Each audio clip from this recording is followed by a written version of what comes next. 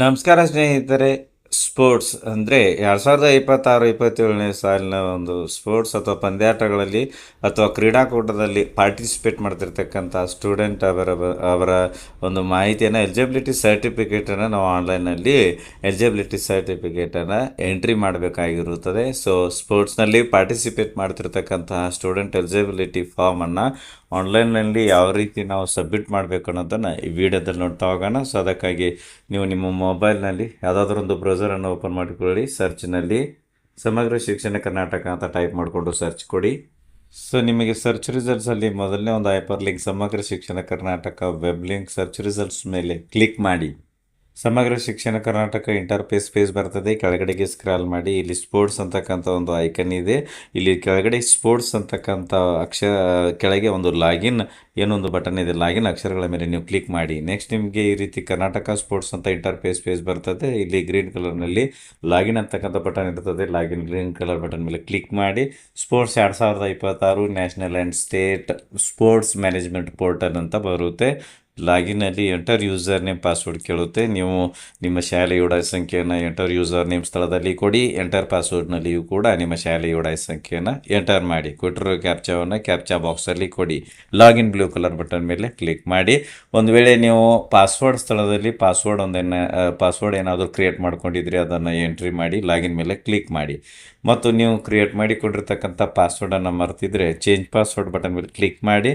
ಆಗ HM register ಮೊಬೈಲ್ಗೆ ಒಂದು OTP ಬರುತ್ತೆ. OTP ಕೊಡಿ. ಹೊಸ ಪಾಸ್ವರ್ಡ್ ಸೆಟ್ ಮಾಡ್ಕೊಳ್ಳಿ.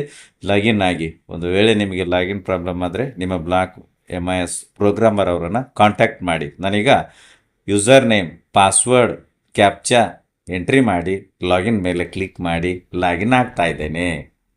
ಸೊ ನೋಡ್ಬೋದು, ಲಾಗಿನ್ ಆದಮೇಲೆ ನಿಮ್ಗೆ ಈ ರೀತಿ ಇಂಟರ್ಫೇಸ್ ಪೇಜ್ ಬರ್ತದೆ. Government of Karnataka, department of school education, school games, federation of India SGFI ಅಂತ ನಿಮಗೆ ಈ ರೀತಿಯಾಗಿರ್ತಕ್ಕಂಥ ಒಂದು ಇಂಟರ್ಫೇಸ್ ಪೇಜ್ ಬರ್ತದೆ. ಮತ್ತಿಲ್ಲಿ ಸ್ಕೂಲ್ ನೇಮ್ ಅಂತ ನಮ್ಮ ಸ್ಕೂಲ್ ನೇಮ್ ಮತ್ತು ಯುಡೈಸ್ ಸಂಖ್ಯೆ ನಮಗೆ ಇಲ್ಲಿ ಶೋ ಆಗ್ತಿರುತ್ತೆ. ನೆಕ್ಸ್ಟ್ ಇಲ್ಲಿ ಏನಪ್ಪ ಅಂದರೆ ಟ್ಯಾಬ್ಗಳಿವೆ, ಮೆನುಗಳಿವೆ. ಸೊ ಇಲ್ಲಿ ಅಪ್ಲಿಕೇಶನ್ ಟ್ಯಾಬ್ ಅಥವಾ ಬಟನ್ ಇಲ್ಲಿ ಬ್ಲೂ ಕಲರ್ನಲ್ಲಿ ನಮಗೆ ಇರುತ್ತೆ. ಅದಕ್ಕೂ ಮೊದಲು ಇನ್ಸ್ಟ್ರಕ್ಷನ್ ಒಂದು ಟ್ಯಾಬ್ ಇದೆ. ಅದ್ರ ಮೇಲೆ ಕ್ಲಿಕ್ ಮಾಡಿದಾಗ instructions for filling the sports application form ಅಂತ ಇರ್ತದೆ. ಸೊ ನಾವು ಸ್ಪೋರ್ಟ್ಸ್ ಅಪ್ಲಿಕೇಶನ್ ಫಾರ್ಮನ್ನು ಫಿಲ್ ಮಾಡೋದಕ್ಕೂ ಮೊದಲು ಇನ್ಸ್ಟ್ರಕ್ಷನ್ಸನ್ನೆಲ್ಲ ಒಂದ್ಸಲ ಓದ್ಕೋಬೇಕು. ಡೌನ್ಲೋಡ್ PPT ಅಂತ ಒಂದು ಏನು ಲಿಂಕ್ ಇದೆ ಅದರ ಮೇಲೆ ಕ್ಲಿಕ್ ಮಾಡಿದಾಗ ನಾವು ಸ್ಪೋರ್ಟ್ಸ್ ಅಪ್ಲಿಕೇಶನ್ ಫಿಲ್ ಮಾಡೋದಕ್ಕೆ ಸಂಬಂಧಿಸಿದಂತೆ ಒಂದು PPT ಇದೆ. ಅದನ್ನು ಡೌನ್ಲೋಡ್ ಮಾಡಿಕೊಂಡು ನಾವು ಮಾಹಿತಿಯನ್ನು ಪಡೆಯಬಹುದಾಗಿರುತ್ತೆ. ಜನರಲ್ ಗೈಡ್ಲೈನ್ಸ್ ಇದೆ ಮತ್ತು ಒಟ್ಟು 7 ಸ್ಟೆಪ್ಗಳಲ್ಲಿ ನೀವು ಈ ಒಂದು ಎಲಿಜಿಬಿಲಿಟಿ ಫಾರ್ಮ್ ಅಪ್ಲಿಕೇಶನನ್ನು ಸಬ್ಮಿಟ್ ಮಾಡಬೇಕು ಅಂತ 7 ಸ್ಟೆಪ್ಸ್ ಕೊಟ್ಟಿದ್ದಾರೆ. ನೆಕ್ಸ್ಟ್ ಇಲ್ಲಿ ನಾನು ಕ್ಲೋಸ್ ಅಂತಕ್ಕಂಥ ರೆಡ್ ಕಲರ್ ಬಟನ್ ಮೇಲೆ ಕ್ಲಿಕ್ ಮಾಡ್ತೇನೆ. ಇನ್ಸ್ಟ್ರಕ್ಷನ್ಸ್ನ ಒಂದು ಪೇಜ್ ಕ್ಲೋಸ್ ಆಯಿತು. ಮತ್ತು ಇಲ್ಲಿ ಮೆನುಗಳ ಒಂದು ಟ್ಯಾಬ್ಗಳ ಒಂದು ಪೇಜ್ಗೆ ಬಂದೆವು. ಅಪ್ಲಿಕೇಶನ್ ಒಂದು ಮೆನು ಅಥವಾ ಆಪ್ಷನ್ ಈಗ ಬ್ಲೂ ಕಲರ್ನಲ್ಲಿ ಬಂದಿರುತ್ತದೆ. ಕೆಳಗಡೆ ಸ್ಕ್ರಾಲ್ ಮಾಡಿದಾಗ ಅಪ್ಲಿಕೇಶನ್ ಫಾರ್ಮ್ ಅಂತ ಇರುತ್ತೆ. ಎಂಟರ್ ಸ್ಟೂಡೆಂಟ್ SATS ನಂಬರ್ ಈ ಒಂದು ಬಾಕ್ಸಲ್ಲಿ ಯಾವ ಸ್ಟೂಡೆಂಟ್ ಸ್ಪೋರ್ಟ್ಸಲ್ಲಿ ಪಾರ್ಟಿಸಿಪೇಟ್ ಮಾಡ್ತಾ ಇದ್ದಾರೆ ಆ ಸ್ಟೂಡೆಂಟ್ ಅವರ ಒಂದು SATS ನಂಬರನ್ನು ಈ ಒಂದು ಬಾಕ್ಸಲ್ಲಿ ಕೊಡಿ. ಪೆಚ್ ಬ್ಲೂ ಕಲರ್ ಬಟನ್ ಮೇಲೆ ಕ್ಲಿಕ್ ಮಾಡಿ. ಸೊ ಪೆಚ್ ಕ್ಲಿಕ್ ಮಾಡಿ ನೀವು ಕೆಳಗಡೆಗೆ ಸ್ಕ್ರಾಲ್ ಮಾಡಿ ನೋಡ್ಬೋದು. ಇಲ್ಲಿ ಇನ್ಸ್ಟ್ರಕ್ಷನ್ಸ್ ಅಂತ ಇಲ್ಲೊಂದಿಷ್ಟು ಇನ್ಸ್ಟ್ರಕ್ಷನ್ಸನ್ನು ಕೊಟ್ಟಿದ್ದಾರೆ. ನೆಕ್ಸ್ಟ್ ಇಲ್ಲಿ age group, participation type, category type ಮತ್ತು ಜೆಂಡರ್ ಮತ್ತು ಡಿಸೇಬಿಲಿಟಿ ಅಂತ ಇದೆ.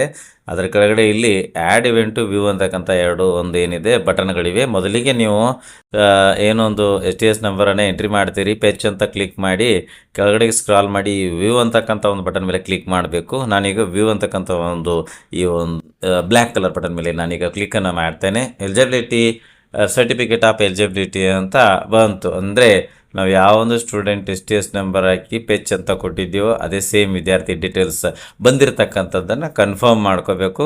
ಸೊ ನಾವು STS ನಂಬರ್ ಕೊಟ್ಟಿರ್ತಕ್ಕಂಥ ಸ್ಟೂಡೆಂಟ್ ಅವರ ಒಂದು ಡೀಟೇಲ್ಸ್ ಎಲ್ಲ STSನಿಂದ ಆಟೋ ಪೆಚ್ ಆಗಿದೆ. ಸ್ಟೂಡೆಂಟ್ ನೇಮ್ ನೋಡ್ಬೋದು, father name, mother name, home address ಮತ್ತು ಡೇಟ್ ಆಫ್ ಬರ್ತ್, ಆಮೇಲೆ ಇವರು ಶಾಲೆಯ ಒಂದು ಹೆಸರು ಮತ್ತು ಕಳೆದ ವರ್ಷ ಯಾವ ಕ್ಲಾಸ್ನಲ್ಲಿದ್ದರು, ಪ್ರೆಸೆಂಟ್ ಯಾವ ಕ್ಲಾಸ್ನಲ್ಲಿ ಇದ್ದಾರೆ, ಈ ಡೀಟೇಲ್ಸ್ ಎಲ್ಲ ಸ್ಟೂಡೆಂಟ್ STSನಿಂದ ಒಂದು ಡೀಟೇಲ್ಸ್ ಎಲ್ಲ ಪೆಚ್ ಆಗಿರುತ್ತದೆ.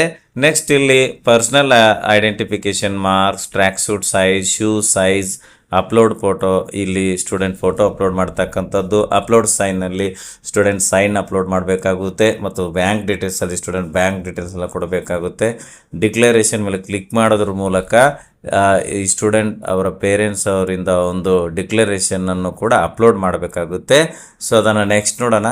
ಇದಕ್ಕೂ ಮುಂಚೆ ನಾವಿಲ್ಲಿ ಮತ್ತೆ ಮೇಲ್ಗಡೆ ಸ್ಕ್ರಾಲ್ ಮಾಡಿ, ಸೊ ಇಲ್ಲಿ ನೋಡಬಹುದು ಇನ್ಸ್ಟ್ರಕ್ಷನ್ಸ್ ಕೆಳಗಡೆ ಇಲ್ಲಿ ಏಜ್ ಗ್ರೂಪ್ ಅಂತ ಏನು ಬಂದಿದೆ, ಇಲ್ಲಿ ಏಜ್ ಗ್ರೂಪು ಬೈ ಡಿಫಾಲ್ಟಾಗಿ ರೇಡಿಯೋ ಬಟನ್ ಸೆಲೆಕ್ಟ್ ಆಗಿದೆ. ನಾನು ಲಕ್ಷ್ಮಿ ಅಂತಕ್ಕಂಥವರು ವಿದ್ಯಾರ್ಥಿನಿ ಅವರ ಒಂದು ಸ್ಯಾಟ್ಸ್ ನಂಬರನ್ನು ಎಂಟ್ರಿ ಮಾಡಿ ಪೇಜ್ ಅಂತ ಕೊಟ್ಟಿದ್ದೆ. ಸೊ ಅವರು ಅಂಡರ್ 14 ಏಜಲ್ಲಿ ಬರೋದ್ರಿಂದ ಅವರ ಏಜ್ ಗ್ರೂಪ್ ಇಲ್ಲಿ ಆಟೋಮೆಟಿಕ್ ಆಗಿ ಅಂಡರ್ 14 ಮಿನಿ ಏಜ್ 12 to 14 ಅಂತ ಈ ಒಂದು ಏಜ್ ಗ್ರೂಪ್ನಲ್ಲಿ ಅವರ ಒಂದು age group radio button by default ಆಗಿ ಸೆಲೆಕ್ಟ್ ಆಗಿದೆ. ಮತ್ತು ಇಲ್ಲೊಂದು ನೋಟ್ ಇದೆ, age is completed years on 31st December ಅಂತ ಒಂದು ನೋಟ್ ಕೂಡ ಇದೆ. ಪಾರ್ಟಿಸಿಪೇಷನ್ ಟೈಪ್ನಲ್ಲಿ ಲಕ್ಷ್ಮಿ ಅವರು ಇಂಡಿವಿಜುವಲ್ ಮತ್ತು ಗ್ರೂಪ್ ಎರಡರಲ್ಲಿ ಕೂಡ ಪಾರ್ಟಿಸಿಪೇಟ್ ಮಾಡ್ತಾ ಇದ್ದಾರೆ. ಮೊದಲಿಗೆ ನಾನು ಇಂಡಿವಿಜುವಲ್ ಮೇಲೆ ಇರತಕ್ಕಂಥ ರೇಡಿಯೋ ಬಟನ್ ಮೇಲೆ ಕ್ಲಿಕ್ ಮಾಡ್ತೇನೆ. ಸೊ ಮತ್ತು ಕ್ಯಾಟಗರಿ ಟೈಪ್ನಲ್ಲಿ ಅಥ್ಲೆಟಿಕ್ಸ್ ಗೇಮ್ಸ್ ಇವೆರಡು ಒಂದು ಕ್ಯಾಟಗರಿಯಲ್ಲಿ ಅಥ್ಲೆಟಿಕ್ಸ್ ರೇಡಿಯೋ ಬಟನ್ ಕ್ಲಿಕ್ ಮಾಡ್ತೇನೆ. ಜೆಂಡರ್ ಇಲ್ಲಿ STS ಡೀಟೇಲ್ಸಿಂದ ಇವರ ಜೆಂಡರ್ ಗರ್ಲ್ ಅಂತ ಇಲ್ಲಿ ಬೈ ಡಿಫಾಲ್ಟ್ ಆಗಿ ರೇಡಿಯೋ ಬಟನ್ ಸೆಲೆಕ್ಟ್ ಆಗಿದೆ. ಮತ್ತು ಡಿಸೇಬಿಲಿಟಿ ಇಲ್ಲಿ ನೋ ಅಂತ ಇಲ್ಲಿ ಬೈ ಡಿಫಾಲ್ಟ್ ಆಗಿ ರೇಡಿಯೋ ಬಟನ್ ಸೆಲೆಕ್ಟ್ ಆಗಿದೆ. ಡಿಸೇಬಲ್ ಇದ್ರೆ ಎಸ್ ಅಂತ ಆಗ್ತಿತ್ತು, ಇವ್ರದ್ದು ಡಿಸೇಬಿಲಿಟಿಯಲ್ಲಿ ನಾಟ್ ಅಪ್ಲಿಕೇಬಲ್ ಇರೋದ್ರಿಂದ ಇಲ್ಲಿ ನೋ ಅಂತ ರೇಡಿಯೋ ಬಟನ್ ಸೆಲೆಕ್ಟ್ ಆಗಿದೆ. ಅಥ್ಲೆಟಿಕ್ಸ್ ಆರ್ ಗೇಮ್ಸ್ ಇಲ್ಲಿ ಸೆಲೆಕ್ಟ್ ಕ್ಯಾಟಗರಿ ಡೌನ್ ಇರೋ ಮಾರ್ಕ್ ಮೇಲೆ ಕ್ಲಿಕ್ ಮಾಡ್ತೇನೆ. ಸೊ ನಾನು ಈ ಲಕ್ಷ್ಮಿ ಅವರಿಗೆ ಪಾರ್ಟಿಸಿಪೇಷನ್ ಟೈಪಲ್ಲಿ ಮೊದಲಿಗೆ ಇಂಡಿವಿಜುವಲ್ ಅಂತ ಕೊಟ್ಟಿದ್ದೇನೆ. ಸೊ ಅದಕ್ಕೆ ಸಂಬಂಧಿಸಿದಂತೆ ಇಲ್ಲಿ ಸ್ಪೋರ್ಟ್ಸ್ ಕ್ಯಾಟಗರಿಗಳೆಲ್ಲ ಶೋ ಆಗ್ತಾ ಇದೆ. 100 ಮೀಟರ್ಸ್, 200 ಮೀಟರ್ಸ್, 400 ಮೀಟರ್ಸ್ ಅಂತ ಇಲ್ಲಿ ಅಥ್ಲೆಟಿಕ್ಸ್ಗೆ ಸಂಬಂಧಿಸಿದಂತೆ ಕ್ಯಾಟಗರಿಗಳಿಗೆಲ್ಲ ಶೋ ಆಗ್ತಾ ಇದೆ. ನಾನಿಲ್ಲಿ ಇವರು 100 ಮೀಟರ್ಸ್ನ ಒಂದು ಅಥ್ಲೆಟಿಕ್ಸಲ್ಲಿ ಪಾರ್ಟಿಸಿಪೇಟ್ ಮಾಡ್ತಾ ಇರೋದ್ರಿಂದ ಅದರ ಮುಂದೆ ಇರೋ ರೇಡಿಯೋ ಬಟನನ್ನು ಕ್ಲಿಕ್ ಮಾಡ್ತೇನೆ. ಸೊ ಆ ಒಂದು ಅಥ್ಲೆಟಿಕ್ಸ್ ಈ ಬಾಕ್ಸಲ್ಲಿ ಬಂದು ಕೂರ್ತು ಸಬ್ ಕ್ಯಾಟಗರಿ ಸೆಲೆಕ್ಟ್ ಸಬ್ ಇವೆಂಟ್ ಅಂತ ಇರ್ತದೆ. ಬಟ್ ಈ ಒಂದು ಅಥ್ಲೆಟಿಕ್ಸ್ಗೆ ಸಬ್ ಕ್ಯಾಟಗರಿ ಇಲ್ಲಿ ಫ್ರೀಸ್ ಇದೆ, ಮತ್ತು ಮತ್ತೊಂದು ಸಬ್ ಕ್ಯಾಟಗರಿ ಏನಿದೆ ಅದು ಕೂಡ ಇಲ್ಲಿ ಫ್ರೀಸ್ ಇದೆ. ನೆಕ್ಸ್ಟು ಇಲ್ಲಿ ಆ್ಯಡ್ ಇವೆಂಟ್ ಅಂತಕ್ಕಂಥ ಒಂದು ಏನು ಬ್ಲೂ ಕಲರ್ ಬಟನ್ ಇರ್ತದೆ, ಅದರ ಮೇಲೆ ನೀವು ಕ್ಲಿಕ್ ಮಾಡಿದಾಗ ಇವೆಂಟ್ ಆ್ಯಡೆಡ್ ಸಕ್ಸಸ್ಫುಲ್ಲಿ ಅಂತ ನಿಮಗೆ ಪಾಪದಿ ಬರುತ್ತೆ. ಓಕೆ ಮೇಲೆ ಕ್ಲಿಕ್ ಮಾಡ್ತೇನೆ, ಮೇಲ್ಗಡೆ ಸ್ಕ್ರಾಲ್ ಮಾಡ್ತೇನೆ. ಸೊ ಇಲ್ಲಿ ನಾನು ಪಾರ್ಟಿಸಿಪೇಷನ್ ಟೈಪಲ್ಲಿ ಈಗ ಈ ಒಂದು ಲಕ್ಷ್ಮಿ ಸ್ಟೂಡೆಂಟ್ ಅವರಿಗೆ ಗ್ರೂಪ್ ಅಂತಕ್ಕಂಥ ಏನೊಂದು ಪಾರ್ಟಿಸಿಪೇಷನ್ ಟೈಪ್ ಮೇಲೆ ಒಂದು ರೇಡಿಯೋ ಬಟನ್ ಇದೆ, ಅದರ ಮೇಲೆ ಕ್ಲಿಕ್ ಮಾಡ್ತೇನೆ. ಈಗ ಗ್ರೂಪ್ ರೇಡಿಯೋ ಬಟನ್ ಸೆಲೆಕ್ಟ್ ಆಯಿತು, ಬ್ಲೂ ಕಲರ್ನಲ್ಲಿ ರೇಡಿಯೋ ಬಟನ್ ಬಂದಿರುತ್ತದೆ. ಮತ್ತು ಕ್ಯಾಟಗರಿ ಟೈಪ್ನಲ್ಲಿ ಅಥ್ಲೆಟಿಕ್ಸ್ ಗೇಮ್ಸ್ ಅಂತ ಇದೆ. ನಾನಿಲ್ಲಿ ಇವರಿಗೆ ಈಗ ಗ್ರೂಪ್ಸ್ನಲ್ಲಿ ಕ್ಯಾಟಗರಿ ಟೈಪ್ನಲ್ಲಿ ಗೇಮ್ಸ್ ಅಂತ ಕೊಡ್ತಾ ಇದ್ದೇನೆ. ಗೇಮ್ಸ್ ರೇಡಿಯೋ ಬಟನ್ ಸೆಲೆಕ್ಟ್ ಮಾಡ್ಕೋತಾ ಇದ್ದೇನೆ.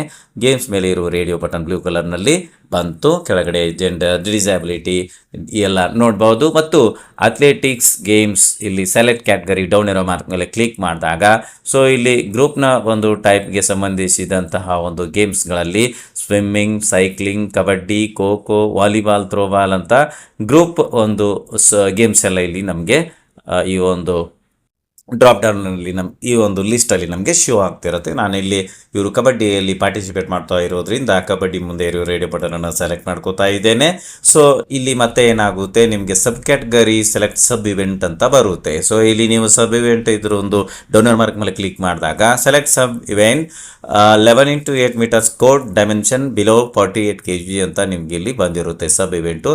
ಅದರ ಮುಂದೆ ರೇಡಿಯೋ ಬಟನ್ ಇರ್ತದೆ, ಅದನ್ನು ನೀವು ಸೆಲೆಕ್ಟ್ ಮಾಡ್ಕೊಬೇಕು. ನೆಕ್ಸ್ಟು ಸಬ್ ಅಥ್ಲೆಟಿಕ್ಸ್ ಗೇಮ್ಸ್ ವೇಟ್ಸ್ ಡೌನ್ ಇರೋ ಮಾರ್ಕ್ ಮೇಲೆ ಕ್ಲಿಕ್ ಮಾಡಿ, ಇಲ್ಲಿ ಯಾವುದೇ ಇಲ್ಲ.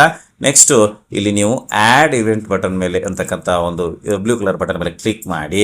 ಸೊ ನೋಡ್ಬೋದು ಇವೆಂಟ್ ಆ್ಯಡೆಡ್ ಸಕ್ಸಸ್ಫುಲ್ಲಿ ಅಂತ ಬಂತು. ಓಕೆ ಮೇಲೆ ಕ್ಲಿಕ್ ಮಾಡ್ತೇನೆ. ಇದೇ ರೀತಿ ಓರ್ವ ಸ್ಟೂಡೆಂಟ್ ಅವರಿಗೆ ನಾವು 3 ಇಂಡಿವಿಜುವಲ್ ಮತ್ತು ಉಳಿದಂತೆ ನಾವು ಗೇಮ್ಸ್ಗಳಲ್ಲಿ ಅವರ ಒಂದು ಈವೆಂಟ್ಸನ್ನು ಆ್ಯಡ್ ಮಾಡ್ಬೋದು. ಮತ್ತು ಈಗ ನಾನು ಒಟ್ಟು ಈ ಒಂದು ಲಕ್ಷ್ಮಿ ಅವರಿಗೆ 2 ಇವೆಂಟನ್ನು ಆ್ಯಡ್ ಮಾಡಿದ್ದೇನೆ. ಒಂದು ಇಂಡಿವಿಜುವಲ್ನಲ್ಲಿ 100 ಮೀಟರ್ ಒಂದು ಅಥ್ಲೆಟಿಕ್ಸನ್ನು ಆ್ಯಡ್ ಮಾಡಿದ್ದೇನೆ. ಗೇಮ್ಸಲ್ಲಿ ಖೋ ಖೋವನ್ನು ಆ್ಯಡ್ ಮಾಡಿದ್ದೇನೆ. ನಾನು ಆ್ಯಡ್ ಮಾಡಿರ್ತಕ್ಕಂತಹ ಒಂದು ಇವೆಂಟ್ಸ್ಗಳು ಆ್ಯಡ್ ಆಗಿರೋದನ್ನು ಕನ್ಫರ್ಮ್ ಮಾಡ್ಕೋಬೇಕಾದ್ರೆ ಸೊ ನೋಡ್ಬೋದು ಇಲ್ಲಿ ಆ್ಯಡೆಡ್ ಇವೆಂಟ್ಸ್ ಅಂತ ಮೇಲ್ಗಡೆ ಟಾಪಲ್ಲಿ ನಮಗೆ ಇರುತ್ತೆ. ಮತ್ತು ಇಲ್ಲಿ ರಿಫ್ರೆಶ್ ಅಂತಕ್ಕಂಥ ಒಂದು ಬ್ಲೂ ಕಲರ್ ಬಟನ್ ಇರ್ತದೆ.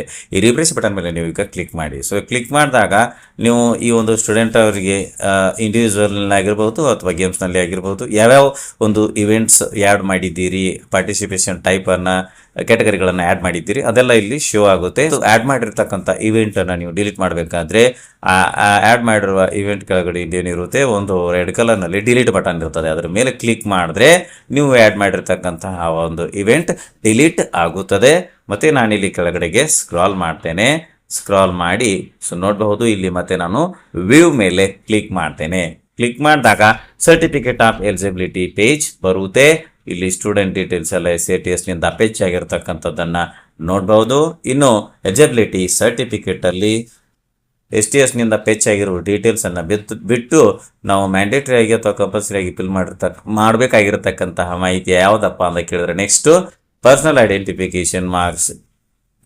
ಈ ಒಬ್ಬ ಸ್ಟೂಡೆಂಟ್ ಅವರಿಗೆ ಪರ್ಸನಲ್ ಐಡೆಂಟಿಫಿಕೇಶನ್ ಮಾರ್ಕ್ಸನ್ನು ನಾನು ಈ ಬಾಕ್ಸಲ್ಲಿ ಎಂಟರ್ ಮಾಡ್ತೇನೆ. ನೆಕ್ಸ್ಟು ಟ್ರ್ಯಾಕ್ ಸೂಟ್ ಸೈಜನ್ನು ಈ ಒಂದು ಟ್ರ್ಯಾಕ್ ಸೂಟ್ ಸೈಜ್ ಬಾಕ್ಸ್ ಕೆಳಗಡೆ ಕೊಟ್ಟಿರ್ತಕ್ಕಂಥ ಬಾಕ್ಸಲ್ಲಿ ಎಂಟರ್ ಮಾಡ್ತೇನೆ. ಶೂ ಸೈಜನ್ನು ಈ ಬಾಕ್ಸಲ್ಲಿ ಎಂಟರ್ ಮಾಡ್ತೇನೆ.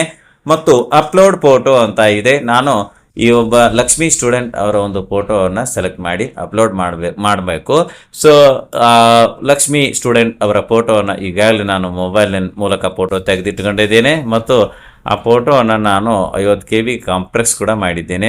ಸೊ ನಾವು ಗಮನಿಸಬೇಕು, ನಾವು ವಿದ್ಯಾರ್ಥಿಯ ಸೈನ್ ಅಥವಾ ಫೋಟೋ ಅಪ್ಲೋಡ್ ಮಾಡಬೇಕಾದ್ರೆ ಆ ಒಂದು ಫೋಟೋ ಅಥವಾ ಸೈನ್ನ ಒಂದು ಫೈಲ್ ಸೈಜು ಕಂಪಲ್ಸರಿ JPG ಫಾರ್ಮ್ಯಾಟಲ್ಲಿ ಇರಬೇಕು ಮತ್ತು ಆ ಒಂದು ಫೋಟೋ ಅಥವಾ ಸೈನ್ನ ಫೈಲ್ ಸೈಜು ಮ್ಯಾಕ್ಸಿಮಮ್ 50 KB ಇರಬೇಕು ಅಥವಾ 50 KB ಒಳಗಡೆ ಇರಬೇಕಾಗಿರುತ್ತದೆ. ಮೊದಲಿಗೆ ಸ್ಟೂಡೆಂಟ್ ಫೋಟೋ ಅಪ್ಲೋಡ್ ಮಾಡಲು ಇಲ್ಲಿ ಅಪ್ಲೋಡ್ ಫೋಟೋ ಕೆಳಗಡೆ ಬ್ರೌಸ್ ಬಟನ್ ಇದೆ, ಅದರ ಮೇಲೆ ಕ್ಲಿಕ್ ಮಾಡ್ತೇನೆ. ಸೊ ಈಗ ಮೊಬೈಲ್ನ ಒಂದು ಗ್ಯಾಲರಿ ಓಪನ್ ಆಯಿತು. ಸೊ ಸ್ಟೂಡೆಂಟ್ ಅವರ ಫೋಟೋನ ನಾನಿಲ್ಲಿ ಸೆಲೆಕ್ಟ್ ಮಾಡ್ಕೊತೇನೆ.